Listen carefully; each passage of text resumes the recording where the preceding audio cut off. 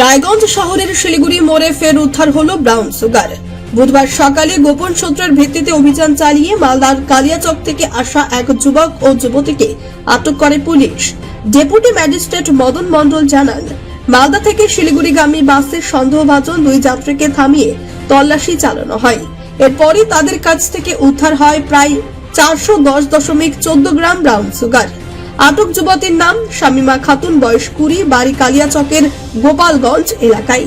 যুবকের নাম আশিরুল, বয়স 21, বাড়ি কালিয়াচকের শাহবাজপুরে। ধৃতদের দুজনকেই পুলিশ হেফাজতে নেওয়া হয়েছে এবং মাদক পাচারের সম্ভাব্য চক্র সম্পর্কে তদন্ত শুরু করেছে পুলিশ।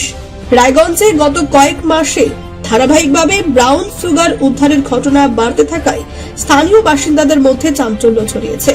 মাদক বিরোধী অভিযান আরো জোরদার করার আশ্বাস দিয়েছে প্রশাসন। আজকে ওই মালদা থেকে শিলিগুড়িগামী বাসে কিন্তু থামাতে দুজন, একটা মেয়ে এবং একটা ছেলে, যার নাম হলো আশিরুল আর মেয়েটার নাম হলো শামিমা খাতুন। ওরা আসছিল এখানে নামাতে, সন্দেহজনকভাবে পুলিশ তাদেরকে আটক করে। তারপরে আমাদের খবর দেওয়া হয়, এসডি অফিসে খবর যায়, যেটা তারপর আমরা খবর পেয়ে এখানে এই শিলিগুড়ি মোড়ে অফিসের সামনে আমরা আসি। কি পাওয়া গেল তাদের কাছে? ওদের ওখান থেকে ওই ব্রাউন সুগার পাওয়া গেছে। কতটা? 410 গ্রাম, 14 পয়েন্ট মতো। এর পরবর্তী কি করা হবে? কিছু পাওয়া গেছে? হ্যাঁ, টাকা পয়সা কিছু পাওয়া গেছে? কিছুটা পাওয়া গেছে। এই টাকাটা কতটা আছে? টাকাটা কত টাকা? কত টাকা পাওয়া গেছে?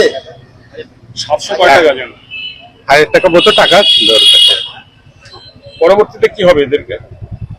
এখন তো যা আইন অনুসারে যেভাবে প্রক্রিয়া করতে হয় সেটাই হবে।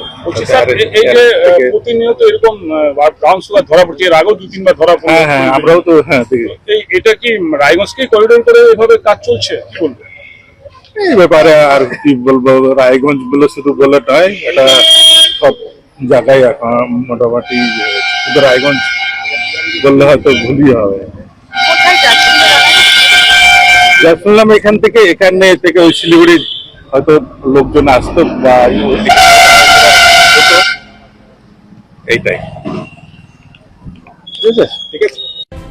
রায়গঞ্জ থেকে বিথিকা পালের রিপোর্ট, কুলিক নিউজ।